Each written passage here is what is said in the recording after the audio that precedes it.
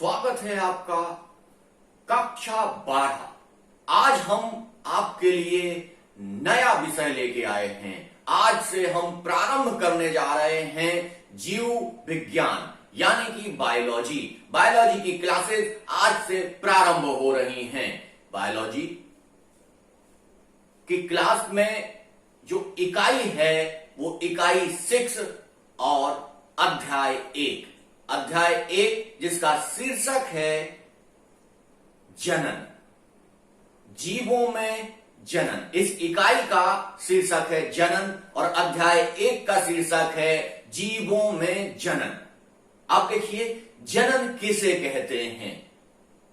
आप बहुत सारे लोगों को, बहुत सारी प्रजातियों को देखते होंगे और ये बहुत सारी प्रजातियां कहां से आई, कैसे बनी हुई हैं, कैसे ये रहेंगी, क्या इनका जीवन काल इतना बड़ा होता है? क्या ये जब से पैदा हुए लोग तब से आज तक बने हुए हैं? नहीं, ऐसा नहीं है। इनका जीवन काल कम होता है, जीवन अवधि कम होती है। तो सबसे पहले इसमें हम जान लेते हैं कि जीवन अवधि क्या होती है। एक मानव की जीवन काल कितना होता है, इस जीवन काल को समझने के पश्चात ही हम जनन को ठीक से समझ सकते हैं। प्रत्येक जीव अपने जन्म से लेकर अपनी प्राकृतिक मृत्यु तक जिस समय को लेता है या जितने समय जीवित रहता है उसको जीवन अवधि कहते हैं। जैसे मान लिया जाए मनुष्य 100 वर्ष जीता है, तो 100 वर्ष, लाखों वर्ष पहले जो मनुष्य पैदा हुए वो आज नहीं है, लेकिन उनकी संतानें आज मौजूद हैं। तो ये कैसे हुआ? ये जनन के माध्यम से हुआ। यदि जनन की प्रक्रिया नहीं होती तो आज मनुष्य इस पृथ्वी पे आपको नहीं दिखाई देता। लाखों वर्ष पूर्व जो लोग पैदा हुए उनका डीएनए जो था, उस डीएनए में बहुत परिवर्तन होके मानव के आज के डीएनए में काफी परिवर्तन आया है। ये एक विकास की लंबी प्रक्रिया है जिस पर चलकर आज हम यहां पहुंच पाए हैं। तो अब हम लोग देख लेते हैं जनन। जनन का अर्थ क्या होता है? जनन का अर्थ होता है अपने समान ही अपनी संतान को उत्पन्न करना जनन कहलाता है। अपने जैसी यानी कि मानव है तो मानव जैसी ही संतान पैदा करेगा। एकदम एक रूप संतान पैदा भी होती है और एक रूप संतान नहीं भी पैदा होती है। ये आगे कैसी स्थितियां चलेंगी इनको हम आपको समझाते रहेंगे। जनन 2 प्रकार का होता है, एक लैंगिक जनन और एक अलैंगिक जनन। लैंगिक जनन यानी कि सेक्सुअल रिप्रोडक्शन और अलैंगिक जनन यानी कि असेक्सुअल रिप्रोडक्शन। ये दोनों रिप्रोडक्शन के माध्यम से, दोनों जनन के माध्यम से हमारे सामने जीवों की नई नई प्रजातियां या जीव उपस्थित होते रहते हैं। इन जीवों की उपस्थिति के कारण ही जो प्रक्रिया आई है वो जनन कहलाती है। ये जनन की प्रक्रिया बहुत महत्वपूर्ण है। अब हम लोग देख लेते हैं अलैंगिक जनन। अलैंगिक जनन क्या होता है? एक ही जनक की आवश्यकता होती है इसमें और एक कोषीय जीवों में यह पाया जाता है। क्या हो रहा है यहां पे कि एक कोषीय जीवों में और इसमें एक ही जीव जनन कर लेता है, यानी कि एक ही व्यक्ति या एक नर अपने जैसी संतान उत्पन्न कर लेता है। अपने से ही वो संतान उत्पन्न कर लेता है, उसे दूसरे साथी की आवश्यकता नहीं होती है। और देख लीजिए, ये बहुत ही इंपॉर्टेंट टॉपिक है। ये वो सारी चीजें आपको यहां देखने को मिलेंगी जो आपने महाभारत या रामायण काल की चीजें सुनी होंगी। रामायण, महाभारत, महाकाली जैसे सीरियल में जितने सारे राक्षस पैदा हुए हैं उन सारे राक्षसों की प्रकृति आपको इस अलैंगिक जनन में देखने को मिल जाएगी। कहा जाता है कि ऐसे जीव हैं जो अमर हैं, जो कभी मरते नहीं हैं। आपसे कभी कभी क्वेश्चन मजाक में पूछ लिया जाता है या कभी कभी आपकी नॉलेज चेक करने के लिए पूछ लिया जाता है कि वो जीव कौन से हैं जो अमर हैं।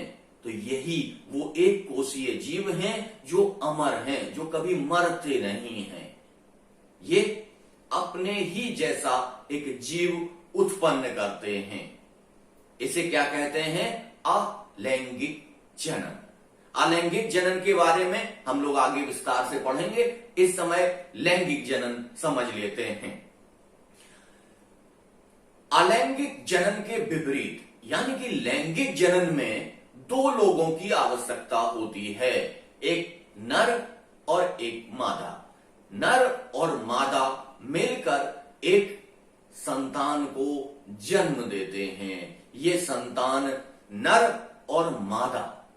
अलैंगिक जनन में जैसा हमने आपको बताया कि जो बच्चा होता है वो अपने पिता की या अपनी माता की पूरी प्रतिकृति होता है, पूरा अनुरूप होता है, या कह लीजिए फोटोकॉपी होता है।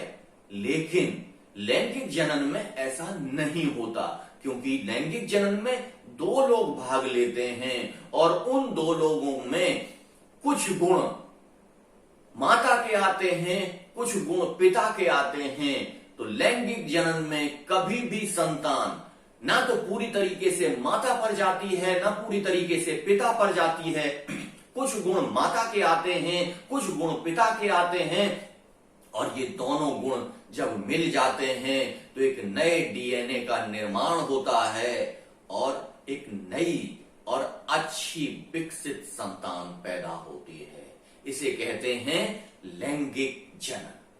इसमें देख लीजिए कि स्त्री से मादा युग्मनज और पुरुष से नर युग्मनज। मादा युग्मनज को अंडाणु और नर युग्मनज को शुक्राणु कहते हैं। जब ये मिलते हैं तब एक युग्मज या जाइगोट का निर्माण करते हैं और इसी जाइगोट के विकास से एक संतान की उत्पत्ति होती है।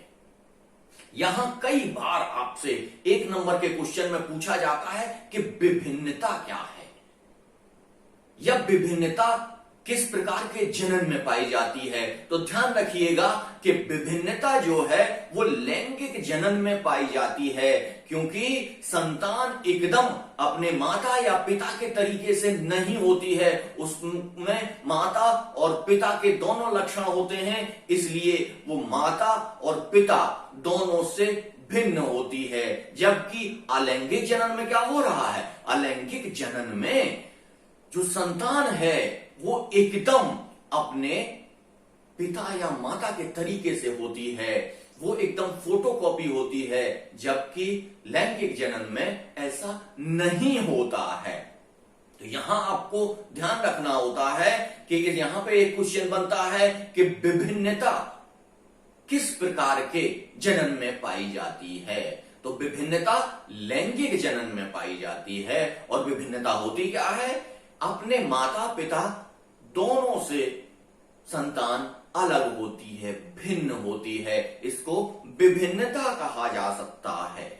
अब आइए देख लेते हैं, आपके इस सिलेबस में अलैंगिक जनन को बड़े विस्तार से समझाया गया है। तो देख लेते हैं कि अलैंगिक जनन किस प्रकार से आगे चलता है, इसकी क्या क्या विधियां होती हैं और ये विधियां किन किन जीवों में पाई जाती हैं। इन विधियों को अगर आप एक बार समझ लेंगे तो आप कभी नहीं भूलेंगे।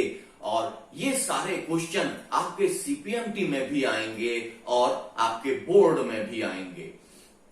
उत्तराखंड, यूपी, हरियाणा, बिहार, झारखंड, जहां पर भी एनसीईआरटी बेस्ड सिलेबस है, उन सारी जगहों के लिए ये लेक्चर बहुत ही महत्वपूर्ण है। इसलिए आप लोग केवल और केवल ये लेक्चर देखकर अपनी तैयारी पूरी तरीके से कर सकते हैं। आइए देखते हैं लैंगिक अलैंगिक जनन की विधियां। अलैंगिक जनन की विधियों में हम सबसे पहले देखते हैं द्विविभाजन। पहली विधि है द्विविभाजन, यानी कि डीएनए अपने आप को दो भागों में विभाजित कर लेता है। क्या हो रहा है यहां पे कि डीएनए जो है वो अपने आप को दो भागों में विभाजित कर लेता है, फिर उस कोशिका में संकुचन होता है, सिकुड़न होती है, और उस सिकुड़न के माध्यम से वो कोशिका दो भागों में विभाजित हो जाती है। एक डीएनए दूसरे भाग में चला जाता है, एक डीएनए दूसरे भाग में चला जाता है। तो ये दोनों डीएनए अलग अलग हो जाते हैं और ये दो नए जीव के रूप में उत्पत्ति होती है। यानी कि एक जीव से दूसरे जीव की उत्पत्ति हो रही है। इसी को कहते हैं द्विविभाजन। द्विविभाजन की इस प्रक्रिया में बहुत सारे एक कोशीय जीवों में ये पाई जाती है। हो क्या रहा है, सबसे पहले डीएनए का द्विविभाजन हो रहा है, उसके बाद सिकुड़न हो रही है, सिकुड़न के पश्चात एक नवीन जीव का निर्माण हो रहा है। अब आप देखते हैं कि ये कौन कौन से जीवों में पाया जाता है। ये अमीबा में पाया जाएगा, ये पैरामीशियम में पाया जाएगा, ये इग्लुइना में पाया जाएगा, और ये सारे प्रोटोजोआ में पाया जाएगा। जितने प्रोटोजोआ समूह के जीव हैं उन सारे में ये प्रक्रिया पाई जाएगी। तो आपने समझ लिया कि किस तरीके से द्विविभाजन की प्रक्रिया हो रही है। अब आप देखिए, हम चलते हैं अगली विधि के बारे में, जिसको कहते हैं बीजाणु जनन। बीजाणु जनन। अब बीजाणु जनन क्या है बीजाणु जनन? जीव जो एक कोशीय जीव है वो अपने बीजाणु उत्पन्न करता है। क्या करता है? बीजाणु उत्पन्न हो रहे हैं, और वो बीजाणु अंकुरित होकर एक नई संतान को जन्म देते हैं। क्या हो रहा है? एक कोशीय जीव अपने बीजाणु उत्पन्न करते हैं, और वो बीजाणु अंकुरित होकर एक नवीन संतान को जन्म देते हैं। अपने ही जैसी एक नई संतान को जन्म देते हैं। इसे अलैंगिक जनन की बीजाणु जनन विधि कहते हैं। ये किन किन में पाई जाती है, इसको देख लीजिए। ये पेनिसिलम में पाई जाती है। पेनिसिलम में कई बार ये क्वेश्चन पूछ लिया जाता है कि अलैंगिक जनन की बीजाणु जनन विधि किन जीवों में पाई जाती है। तो ये याद कर लीजिए कि ये पेनिसिलम में पाई जाती है। अब इसमें एक नवीन विधि, तीसरी विधि को हम देखते हैं, जिसको कहते हैं मुकुलन। मुकुलन या वडिंग। मुकुलन क्या होता है? एक जनक के शरीर पर एक बड़ पैदा हो जाती है, एक मुकुल पैदा हो जाता है, और ये मुकुल अपने जनक के शरीर से अलग हो जाता है। ये मुकुल क्या कर रहा है? अपने जनक के शरीर से हट जा रहा है, अलग हो जा रहा है, और एक नवीन जीव का निर्माण कर रहा है। इस विधि को कहते हैं मुकुलन या बडिंग। इससे जीवों का निर्माण हो रहा है, और एकदम फोटोकॉपी जीव निकल रहे हैं। या कह लीजिए कि ये अपने ही जैसे एक जैसे जीवों का निर्माण हो रहा है। अगली जो विधि है उसको कहते हैं हम खंडीभवन या फ्रेगमेंटेशन। क्या? खंडीभवन या फ्रेगमेंटेशन। जीव खंड में टूटता है, और यही खंड एक नए जीव का रूप ले लेता है। आपने देखा होगा महाकाली में कुछ राक्षस ऐसे होते थे कि उनका अगर हाथ काट दिया जाए तो वो वही हाथ बढ़ के एक नवीन जीव बन जाता है। ऐसे स्थितियां कहां पैदा हो रही हैं? अलैंगिक जनन के एक कोषीय जीवों में। ये एक कोषीय जीव अपने खंड के टूट जाने के पश्चात पूरा का पूरे अपने शरीर का विकास कर लेते हैं उसमें। जैसे मान लीजिए किसी व्यक्ति का हाथ कट जाए तो वो हाथ पूरा का पूरा शरीर दोबारा से बना लेगा और पहले वाला शरीर ये हाथ का निर्माण दोबारा से कर लेगा। इसी को कहते हैं खंडी भवन या फ्रेगमेंटेशन।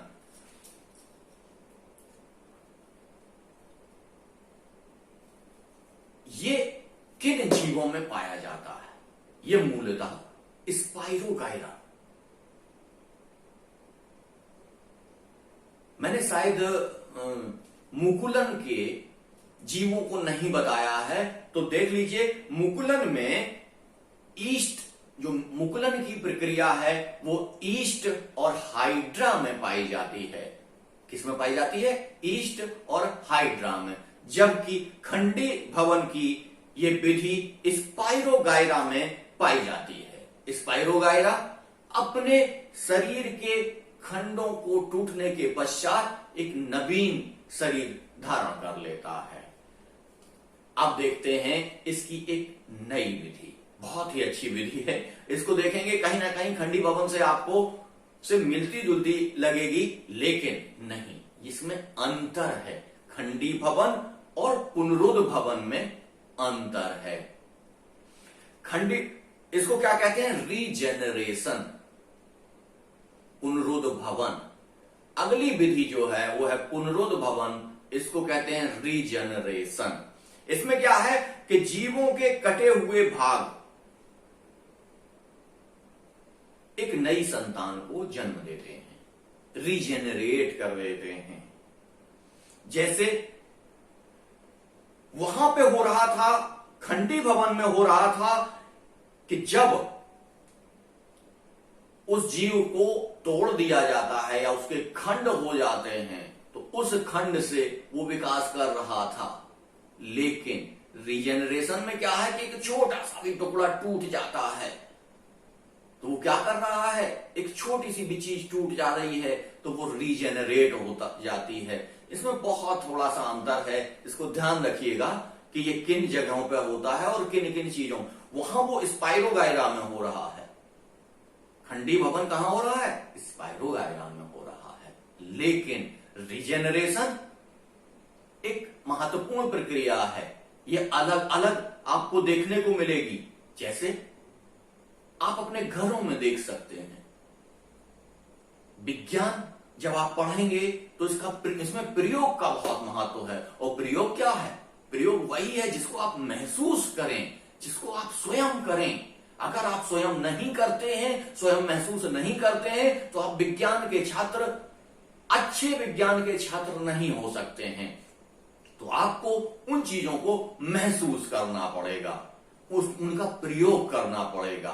तो रीजेनरेशन में आप देखिए क्या करते हैं, हम गुलाब की एक टहनी को काट के दूसरी जगह लगा देते हैं तो वो क्या करती है? रीजेनरेट हो जाती है,